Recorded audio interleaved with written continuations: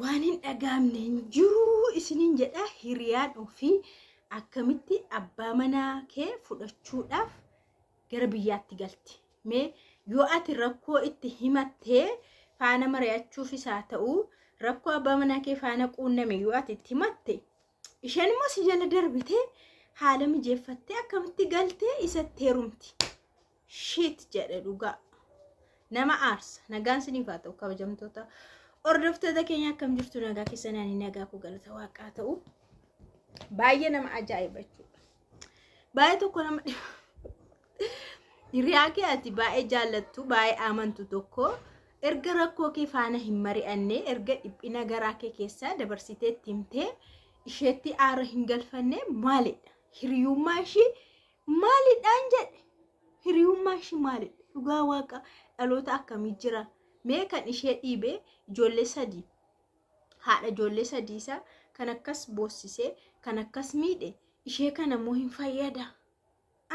Garuu hamma sooliin shirra jiru hamma waziin shirra jirutti amma maallaqni ishii jirutti faana waan barbaade hojjechuu danda'a.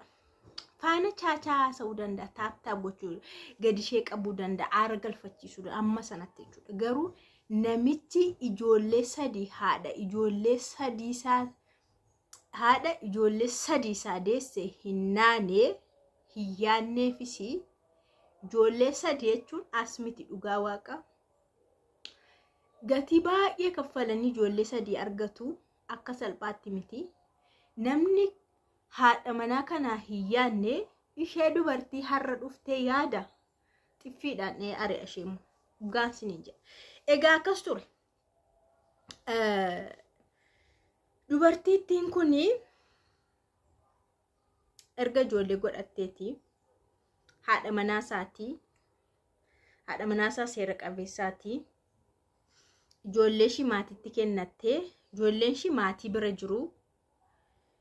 Baay'ee rakkinni itti hammaannan mana dhabanillee bakka beektu gaabi jireenya Itoophiyaa keessa baay'ee tokko yeroo namatti jabaatu unkaan du'aayyuu namatti mul'isaa jechuudha. Biyya Arabaa deemuu mititi. Kaatee seeruma qabeessaan biyya Arabaa deemte. Jarri kun haadha manaaf abbaa manaa seera qabeessaatti. Ijoolleen ishii garuu akka seef ta'anii fi warra waan qabdu warra ishiitti kennatteetti. Deemtee waggaa lama hojjedheen manuma wayii gadi ijaarrannaadha kaayyoon isaanii. Manuma ijaarrannee booda waanuma fedhee hojjennaadha. Eshiidhaan walii galanii deemte. Achi deemtee si eshi jedhanii walii galanii mana akka sarbiisii ijaarte. Waggaa lama hojjettee jechuudha. Waggaa lama keessatti ijoollee ishii isin gargaarti inni isin fayyadamaa achuma keessaayyuu mana sarbiisii wayii ijaarratte jechuudha. Maqaa isaatiin ijaarame. Isa booda waggaa lama dabaltee jechuudha. Waggaa lama hojjettee mana sana ijaartee miti. Waggaa lama immoo dabalattee jechuudha. Warri ishiillee jireenyi isaanii baay'ee gadi bu'aadha. Jireenyi maatii Itoophiyaa hundumtuu hin beektu akkuma waliigalaatti yoo haasa'ame jireenya gadi bu'aa jiraatamadha. Warra keessa mul'atu ilaalina. Jireenyi isaanii gadi bu'aadha.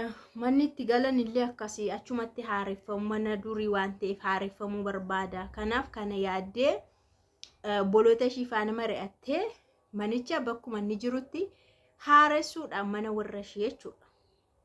Waggaa lama dabalatte. Waggaa lama kan hojjette keessaa mana warra ishii haaressitee maal jettee isa booda waggaan lamaan sun dhume walitti 4 jedha. Waggaan 4 dhume miti. Kan waggaa lamaatiin mana sarviisii ijaarrattee ijoollee ishiitu gargaartu isasii. Kan waggaa lamaatiin ammas achi keessa ijoolleen ma gargaaramuun illee amma tokkoon fayyadama. Garuu mana warra ishii haaressitee amma waggaa 4 ta'ee harka duwwaa haftee jechuudha. Isa booda waliin haasa'anii waggaa tokko dabalatte. Waggaa tokko dabalatteetu waggaa 5 jedha. Amma dabalatte maallaqa ofuma harkatti qabattee jirti. Maallaqni waggaa tokko meeqadha? Baay'een ta'a. Yoo tilmaamtan jechuudha sin. Nama mana kontiraataa hojjetudha baay'isawee waggaa tokkooti. Booda galiidha maga. Hamma kana hundumaa maalii hojjettaa? Maallaqas hojjetteetta waggaa amma kanas hojjetteetta. Inni beeku baay'isawee sasheen mana warra ishee haaressite kana isheen obboloota ishii faana walii galteetudha. Hin beeku inni kana.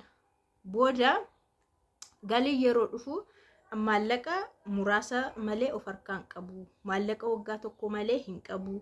Isheen muraasadha jetteen. Waggaa hamma kana hojjettee akkamitti maallaqa hamma kana qofaa qabaatta? Yeroo kana dhagaa jechuudha. Akka isheen mana warra ishii haarsitee balaa buusee kan namichi balaa kana buusee akkamitti akkas ta'a jedhee dhaqee warra shiyyuu dhaqeetti zarraafee akkamitti haati manaa koo maallaqa ishii fixxanii isin maali isin hiyyeetti isin maali bakka beektumti akkamitti soddaan tokko dhaqee maatiidhaan akkas jedhee arrabsayyuuti. Ajaa'iba dhugaa waaqa. Intalli suni dursa isaanirraa dhalattee sattuyyuu haa heerumtu malee gargaaruun barbaachisnaan inni tokkoffaan wanti as gidduutti rakkoo uume dhoskuudha. Dhoskuun rakkoo uumeera. Kun isa aarsuu danda'ee haadha manaasaati. Erga haadha manaasaatti immoo waan hundumaa mariidhaan hojjetama. Isa duuba isheen haa hojjettu malee humna ishii waa ta'u malee maallaqa ishii waa ta'u malee akka seeraatti abbaan manaa ishii beekuu qaba. Erga waliigalteedha ta'e waliigalteedhaan hojjetaa jiru ta'e ergi kun hojjetame akkasi. Bakka amma akkas godhee xinnoo ishii gargaaruun qaba. Atillee naa eeyyamii. Yoo jettee dursuma waliigalte yookaan okeedha yookaan lakkiidha. Maaliif jireenya ishii dhabuu wayyu ammas baay'isawee. Ila gaa'ela ishii dhabuu wayyu. Warra ishiif jettee gaa'ela ishii dhabuu hin wayyu. Hin deeggaramu kaa. Bakka irraa baateetti haadha manaaf abbaa manaa tokkodha erga jedhame yaanni isaanii tokko ta'ee tokkoof tokko of jijjiiruuf dhaqxe dubartiin kun erga mana dhaabde turteetti waan ta'eef duubatti deebitee ganaa jireenya warra ishii sirreessuuf jireenyi ishii diigamuu hin qabu. Dhuguma isiniin jedha amma millee yoo ta'e warri ishii jiraataniiru baay'ee hiyyoomanis yoo ta'e mana dulloomaas yoo ta'e mana akkamis yoo ta'e jiraatan bakka isaan already umurii baay'ee jiraataniiru waan ta'eef isaaniif jecha manni ishii diigamuu hin qabu akka kootti jechuudha. Namni biraa waan biraa jechuu danda'a. Nama kana kun aarsuu danda'an jedhanii dhoskitee isa malee mariisaa malee isa isheen kana gootee bargit namni kun nama sirriidha. Mana ijaarenna maqaa eenyuutiin ijaara iyyuu silaa isumatu jira waan ta'eef maqaa isaatiin ijaara. Manni ijaarameera. As gidduutti rakkoon hin jiru. Amma rakkoo guddaa kan fidee lola kan fidee mana warra shiisa isheen haarissite. Maallaqa walitti qabatteetti se'in yeroo gali jedhu. Egaa mana ijaarratan miti maallaqa walitti qabatteen dhuftee hojii fa'aa hojjetu waan tokko hojjetanii ijoollee isaanii guddifatu. Jireenya isaanii fuula duratti adeemsifatu. Rakkoon achi isaan gidduu jiru kana ture. Booda maatii faanallee baay'ee wal lola inni maatiinis as deebi'anii inni eenyudha akkamnu salphisa akkamii baay'ee lolli ta'e mucattiin waan gootu dhabnaan dubartiin kun hiriyaa qabdi hiriyaa ishiitti matte. Mucaa biyya ishiitii wal beekuu garuu qaamaan waliin agarree biyya arabaannaa jiraatan immoo namni qaamaan wal argu hin jiru yoo tokko ta'e hin beekamu darbe warra barraafaa dalagu ala dalagu yoo ta'e wal arguu danda'u wal beellamanii yookaas mana ijaazaatti garuu warri mana xalabaa akkanuma miidiyaarraa wal baruu feesbuukii ta'uu danda'a karaa ta'e teelegiraamii gurup karaa ta'e wal baranii wal faana ni haasa'u kee baanii anillee akkatti ijoollee biyya keessa baree faana haasa'an ture. Hin haasa'uu booda itti matte. Akkas waan akkasii narra gahee jira.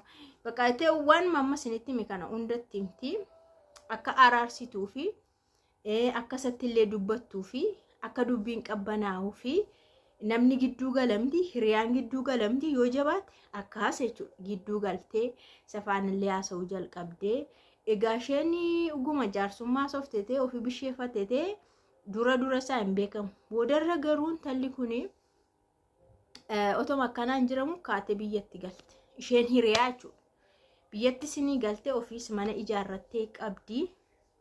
Wal arganii waliin haasa'uu jalqabanii isaan waa ishee kana dagataniiru dhiisaniiru ofii isaanii walitti darbanii jechuudha. Walitti darbanii chaacha haasa'uu jalqaba maal jedhanii wal fuudhan. Dhiiseera ani ishee kana booda faanan jiraadhu kan jedhuun ishee kana hin fuudhaa jechuudha. Hin fuudhe seerumaan manuma ishiitti fuudhee faana jiraachuu jalqabe. Kalas maal goota? Amma dubartiin kun maal gooti dhugaa? Baay'ee rarraatee jechuudha dhugaa waaqa. waanuma tokko amma waggaa 5 durtee mana sarvisii ijaartee warra ishiiti mana haaressitee ofii immoo maallaqa gara waggaa tokkollee haa ta'u amma ta'e irraa gargaartee wayis qabdi. Furmaata dhabdee jechuudha dhugaa waaqa. Achumaan dhiisti moo dhuftee kasasti moo dhuftee maal gootiidha kun. Yoo dhuftee himatte illee mana sanarraa hirmaachuu dandeessi kalas kanuma waan isheen gochuu dandeessu kanuma. Waraqaatiin ergatte waan hundumaa ragaalee garaagaraa qabaattee yookaas inni yoo amane kan shiiti yoo jedhe akka haadha manaaf abbaa manaa tokkotti mana san irraa hirmaatti. Kana achi namummaa isaa garuu dirqamaan as qabdee morma qabdee ofitti deebisuu hin dandeessu. Argitanii waa'ee dubartii jechuudha, waa'ee hiriyaa jechuudha. Hiriyaanii tokkoffaan hiriyaan ofii hin heerumne baay'ee rakkisaadha. Dhugaa waaqa. Hiriyaa qabda taanaan hiriyaan kee hin heerumne taanaan rakkoodha. Silaayyuu maal jedhama mammaaksi wayii hiriyaan gita lak akaayin gita mulluun hiriyaa qaba kan jedhamu jira. Akaayin gita mulluun hiriyaa qaba jedhama. Ilaalaalaqa. Akaayin goggogaadha, goggogaa makkasaa faana. Mulluunis laafaadha, laafaa makkasaa faana jechuudha. Kanaaf sinillee namni tokko yoo gaa'ila qabaate hammamillee yoo jabaate gaa'ila osoo qabu yoo keessuma isaatti sinitti inaafillee malee nama inaaffaa qabu jechuudha. Darbee akkasuma hin darbu. Yeroo baay'ee gaa hiriyaan tokko mana qabaattee jireenyi ishii bareedaa ta'e isheen tokko immoo singilii taatee olii gaddeemti yoo ta'e rakkoodha jechuudha dhugaa waaqa. Hiriyaa filachuun illee baay'ee barbaachisaadha. Ani nama akkamiiti? Nama nifaani jiraadhu nama akkamii ta'uu qaba? Ani sadarkaan koo eenyu akkamidha? Hiriyaa ani faana jiraachuu danda'u mana koo seenee na faana nyaatee dhugee waa'ee mana koo beeku immoo nama akkamii ta'uu qaba? Baay'ee rakkisaadha barri kun dhugaa waaqa. Jechuun nama malees immoo jiraachuu waan hin danda'amneef jechuudha.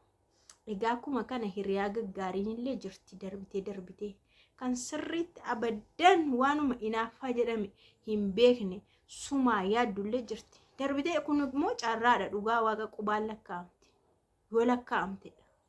Malee baay'ee tokko rakkisaadha siniin jedha hordoftoota keenya. Namni nama diiga. Namni akkuma nama ijaaru namni nama sin diiga. Argitanii dubartittiin kun gidduu seentee jara kana siruma akkasaan laga gidduu isaanii lagni yaa'u goote jechuudha. Otoo isheen illee gidduu hin seenne ta'e wanti kun furamuullee danda'a. Dhufteellee furachuu dandeessi. Jaarsummaadhaan furamuu danda'a. Namoota gurguddaan keessa seenanii furuufii danda'u yoo dhufteellee jechuudha. Maaliif manni ishii diigamuu qabu. Ijoolleen ishii abbaan isaanii irraa deemuu qabu. Ammas ijoolleen ishii warra ishii bira jiru waan ta'eef ba'aan ishee umarratti ta'a. Ijoollee ofii guddisuun immoo dubartiin baay'ee tokko ishee dadhabsiisa dhugaa waaqa. Enerjii ishee hunda fixattee ijoollee guddisti. Kana siniin jedha. Waaqni sinaa gargaaru anyways.